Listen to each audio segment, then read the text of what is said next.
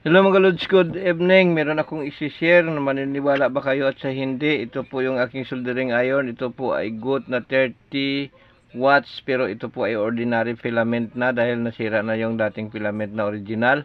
At yung ating soldering tape, ito po yung magic at ito po yung secret, hindi po yung soldering iron kundi itong soldering tape. Kasi maniniwala kayo at sa hindi, ito yung battery.